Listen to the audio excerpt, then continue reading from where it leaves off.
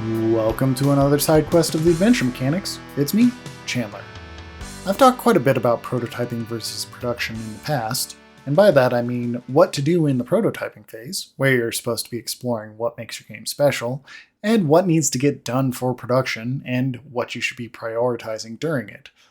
I haven't really talked about what should make your game special though. More importantly, when you should look at it. Today, I want to talk about making that secret sauce for your game. Not all games find their secret sauce at all, let alone when they're being prototyped. But before production is really when you want to put the time in and find out what makes your game special. You need to find your secret sauce before you put any of the content in. I know in cooking, usually the sauce is there to clench up the flavor of a dish, but in game development, you really need to figure out what's in the sauce before you make the dish, if that makes sense. And that means you're going to be making and setting aside a large number of metaphorical dishes before you find that right flavor for your game. You're going to be working on this one design for quite some time, so you better be sure it's going to be good. But what exactly is a secret sauce? That depends entirely on what you're designing. In a real-time strategy, that may be avoiding the multiplayer aspect entirely in exchange for a deep story. In a farming simulator, that may be dealing with dead bodies instead of plants, like in the game Graveyard Keeper. Whatever the secret sauce is, you need to make sure it's going to carry your game, or at the very least be the interesting thing that brings people to it. This secret sauce should tie all of your mechanics and art into one cohesive whole. It's the interesting thing that everybody's attention is going to be on in the first place. But, most importantly, it's what sells your game. If your secret sauce has the same recipe as in too many other games of the same genre, like making yet another pixel art Metroidvania for example, you may not hit the goals that you've set for your game. If your pixel art Metroidvania has a time travel element to it, however, that would make your game stand out a little bit more. Sure, there's a lot of pixel art Metroidvanias, but not nearly as many pixel art Metroidvanias have time as a resource. That's just one example, though. Another way to stand out is to have a very distinct art style. Let's say you still want to make that Metroidvania, but you don't want it to follow that pixel art aesthetic. In this example, let's say you wanted your game to focus in on bugs while keeping that gothic flair seen in so many other Metroidvanias. If you're not familiar with it, this is exactly what Hollow Knight did. That basically is a love song to Castlevania Symphony of the Night, but with the aesthetic of bugs and a little bit of Castle Crashers mixed in for good measure. And if you compare Hollow Knight, as popular as it is now, to the other Metroidvanias released around the same time, you'll see that it leaned into its art style really to stand out. Not all games can have a strong and distinct art style, but not all games need it either. Take Thomas Was Alone as example. It took the platform genre and put a very heavy narrative to it, but it left all of the characters as blocks. Don't get me wrong, it still has a distinct art style, one that is still initially easy to replicate, but the interesting part of that game wasn't the art style. Listen to our full episode on it if you want a little bit more context. The art was consistent, but it wasn't what kept people talking about that game.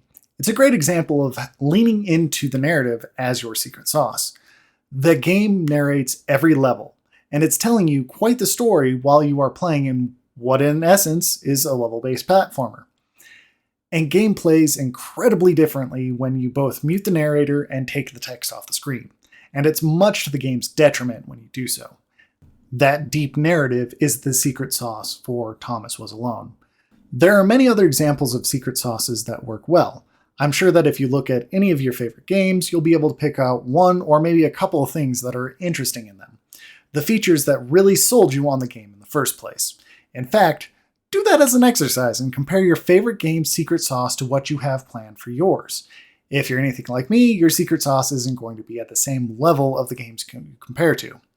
It's still a good exercise though. It can make you think of your game more critically and really examine what you think is special about your specific design.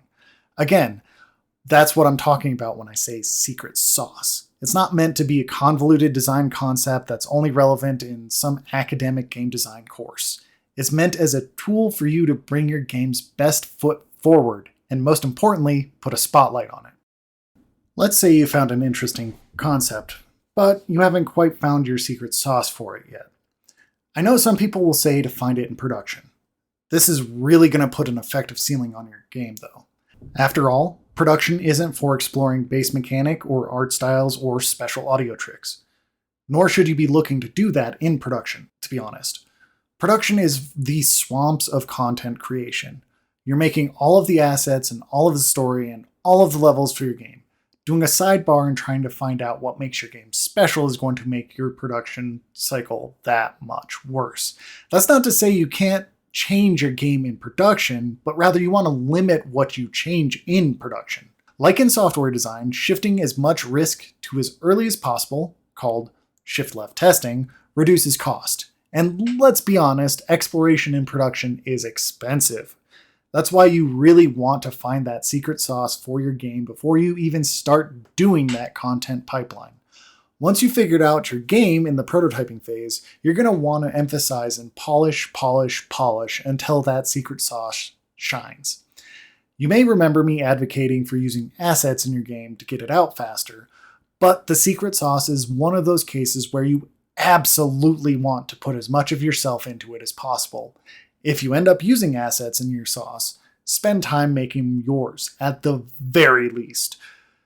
This is the highlight for your game, after all. You need it to be the best that you can manage, given your skills, time, and effort available. Yes, I've been working in the Scrum and Agile world for years. How can you tell?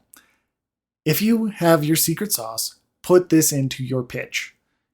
And then use that pitch on as many people as possible and see what their reaction to it is. Is it piquing interest? Is it getting people excited about your upcoming game? Or is it getting that polite but neutral response that we all know? This is the first quote-unquote playtest for your game. If it's not getting the reaction you expect from your pitch, it's time to evaluate it and possibly look at another secret sauce for your game instead. Now, keep in mind that pitching your game is a skill, and it's a skill you should be working on as much as possible. That's a good talk for another time, though. For now, let's just focus on polishing how you get your game's secret sauce across to your potential player base. If it's getting the responses you want, the easy part is over. Congratulations.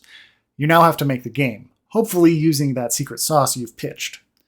Okay, that's enough on secret sauces for now. At this point, I think I'm hitting the jamais vu experience of the phrase secret sauce. That being said, what has been your experience looking for what makes your game special? Let me know in the comments section below. If you want to follow me, I'm on various social medias as JC Suron. This has been another side quest for the Adventure Mechanics. I'll talk to you next time. The intro and outro music are excerpts from Plinian, retro gaming version, royalty free. Music provided and produced by Lone Peak Music. Link in the description.